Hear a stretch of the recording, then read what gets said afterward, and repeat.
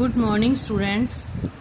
हमने ग्रामर के चैप्टर 1 की रीडिंग की और उसमें मेन जो पॉइंट्स थे उसको मैंने आपको लर्न करने के लिए भी भेजा। आज हम इसका एक्सरसाइज वर्क जो है वो करेंगे। मौखिक तथा लिखित प्रश्न। तो मौखिक भाषा के 2 उदाहरण दीजिए, यानी जहां हम बोलकर काम चलाते हैं उस भाषा का कोई एग्जाम्पल। रेडियो में केवल बोला जाता है, लिखा नहीं जाता। और भाषण, किसी भी तरह कोई स्पीच देता है वो भी किस में आता है? मौखिक भाषा में। मौखिक भाषा के 2 उदाहरण रेडियो और भाषण। ख, पंजाबी और संस्कृत भाषा की लिपियों के नाम बताइए। पंजाबी की मैंने आपको लिपि लर्न करने के लिए दी थी। पंजाबी की लिपि गुरुमुखी और संस्कृत की देवनागरी। नेक्स्ट ग, हिंदी भारत की राजभाषा कब बनी? 14 सितंबर 1949 1949। नेक्स्ट क्वेश्चन, निम्नलिखित कथनों में से सही के सामने सही तथा गलत के सामने क्रॉस का निशान लगाइए। भाषा का मौखिक रूप स्थायी है। स्थायी मतलब जो काफी समय तक हमारे पास मौजूद रहे। मौखिक रूप स्थायी नहीं हो सकता, क्योंकि हमने कोई बातचीत की, उसका क्या प्रूफ है? थोड़े समय बाद वो खत्म। लेकिन हमने रिटर्न में कुछ दिया है तो वो उसको हम संभाल के रख सकते हैं। कोई कविता, कोई कहानी, कुछ भी हमने रिटर्न में पत्र लिखा है उसको हम संभाल के रख सकते हैं। तो भाषा का मौखिक रूप स्थायी नहीं है, क्योंकि ये बोलचाल का रूप है, तो इसका कोई प्रूफ, कोई एविडेंस नहीं हो सकती, इसलिए ये स्थायी नहीं है। गुजराती, मराठी और नेपाली भाषा की लिपि देवनागरी है। हाँ, सही। संविधान में 21 भाषाओं को मान्यता दी गई है। गलत। 22 भाषाओं को मान्यता दी गई है। व्याकरण के 2 अंग होते हैं। गलत। व्याकरण के 4 अंग होते हैं। शुरू होता है वर्ण से। वर्ण से क्या बनता है? शब्द। शब्द से क्या बनता है? पद। पद से क्या बनता है? वाक्य। तो व्याकरण के 4 अंग होते हैं।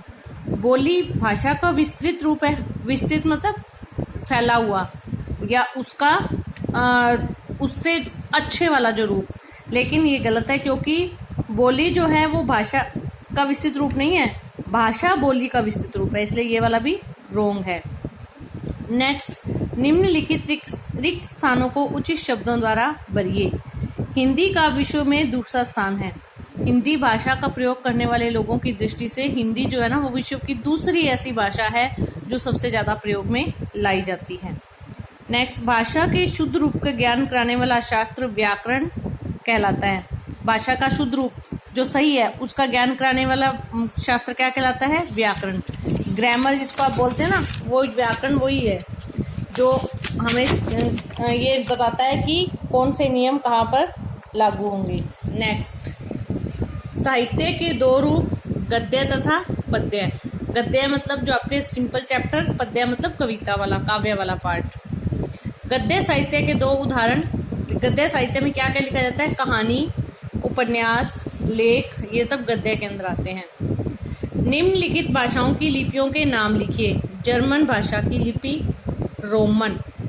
नेपाली भाषा की लिपि देवनागरी। संस्कृत भाषा की लिपि देवनागरी। बांग्ला भाषा की लिपि बांग्ला। पंजाबी भाषा की लिपि गुरुमुखी। फ्रेंच भाषा की लिपि रोमन। नेक्स्ट क्वेश्चन, लिखित तथा मौखिक भाषा के 4 उदाहरण लिखिए।